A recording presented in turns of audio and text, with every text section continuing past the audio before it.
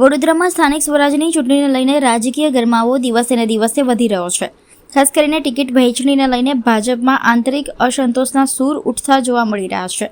ઉમેદવારોની યાદી જાહેર થયા બાદ પડતા મુકાયેલા સક્રિય કાર્યકરોમાં નારાજગી દેખાવું હવે સામાન્ય બાબત બની ગઈ છે।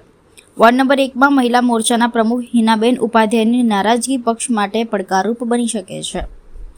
લાંબા સમયથી સક્રિય રીતે કાર્યરત રહેલા કાર્યક્રમોમાં ટિકિટની અપેક્ષા હોવી સ્વાભાવિક છે, પરંતુ પક્ષની રણનીતિ હેઠળ નવા ચહેરાઓને તક આપવામાં આવતા કેટલાક જૂના કાર્યકરો બહાર રહી જાય છે। ભાજપ ઘણીવાર નો રિપીટ થિયરી અપનાવતી હોવાના કારણે પણ આવી પરિસ્થિતિ ઊભી થાય છે, જેના કારણે સંગઠનના સ્તરે અસંતોષ જોવા મળે છે। આવી સ્થિતિમાં પક્ષના વરિષ્ઠ નેતાઓ દ્વારા ડેમેજ કંટ્રોલના પ્રયાસો કરવામાં આવતા હોય છે। નારાજ કાર્યકરોને મનાવી ચૂંટણી પહેલા એકતા જાળવવાનો પ્રયત્ન કરવામાં આવે છે, જેથી તેના પ્રભાવ મતદાન અને પ્રચાર પર ન પડે। વડોદરાના રાજકારણમાં વોર્ડ નંબર 1 હંમેશા ચર્ચાનો વિષય રહ્યો છે। જો સંગઠનના સક્રિય કાર્યકરો નારાજ રહે તો તેનો સીધો પ્રભાવ ગ્રાઉન્ડ લેવલના પ્રચાર અને મતદાનની ટકાવારી પર પડી શકે છે। હાલ સુધી હિનાબેન ઉપાધ્યાય દ્વારા અપક્ષ ઉમેદવારી અંગે કોઈ સત્તાવાર નિવેદન સામે આવ્યું નથી, પરંતુ તેમની આગામી રાજકીય ચાલ પર સૌની નજર ટકી છે।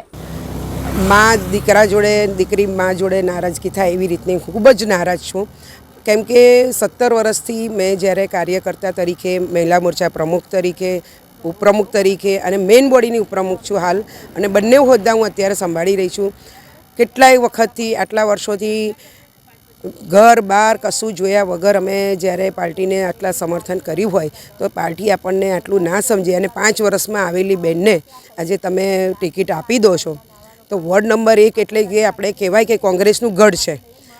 બેનની અગાડી અમે કેટલી કેવી રીતે સભાઓ કરી છે, કેટલી બસો ભરી છે એ બધું પાર્ટી જાણે છે અને મારો રેકોર્ડ છે, મારી પાસે પણ છે રેકોર્ડ કહેવા માટે। પણ આજે પાર્ટી આટલું સમજ્યા પછી પણ અમને જો સમજતી ના હોય કે અમે એવું ડિઝર્વ કરીએ જ છે અત્યારે કે ભાઈ આજે 17 વર્ષ થયા અને હું આટલું કામ કરતી હોય તો પાર્ટી આપવું જોઈએ અને અમારામાં એટલી ક્ષમતા છે જ કે અમે વોર્ડ નંબર 1માં કમળ ખીલાઈ શકીએ। પણ જ્યારે આજે 5 વર્ષમાં આવેલી બેનને આપ્યું છે એટલે ખૂબ જ નારાજ છું।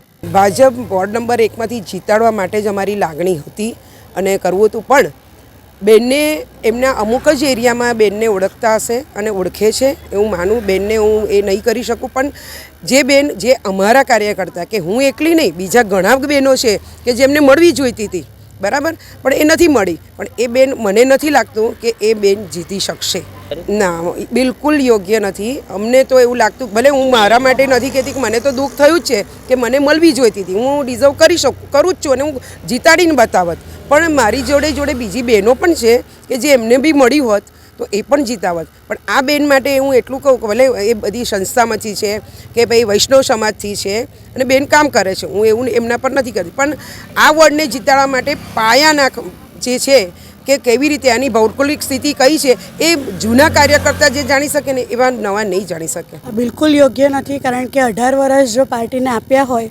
રાત દિવસ મહેનત કરીને જે બી કોંગ્રેસનો ગઢ જે કહે છે, ત્રણ ટર્મથી જે કોંગ્રેસ આવી રહી છે એના સામે આટલું બસો ભરીને આટલું સમર્થન કરીને અત્યારે બીજેપી માટે સંગઠન કર્યું હોય તે છતાં પણ પાર્ટી કામ નથી જોતી અને 5 વર્ષથી આવેલા સપોર્ટિવ લોકોથી આગળ આવેલા વ્યક્તિને જો ટિકિટ આપે બિલકુલ યોગ્ય નથી। પાર્ટીને જવું જોઈતું હતું કે જે કામ કરે છે, પાર્ટીએ જે સમીકરણો બનાવ્યા હતા કે જે અત્યારે જે કામ કરે છે એ લોકોને મળશે, કાર્યકર્તાઓને મળશે, પણ પાર્ટી એ આજે અમને નથી લાગતું કે વોર્ડ નંબર 1માં એ જોવામાં આવ્યું છે। આ વાતે તો હું કહી જ આપું છું કે જે ધારાસભ્યોની સપોર્ટથી જે આગળ નામો આવ્યા છે એ પ્રમાણે જ નામો આવ્યા છે। પાર્ટીએ આ વખતે કામ નથી જોયું, ખાલી સપોર્ટ જોયો છે।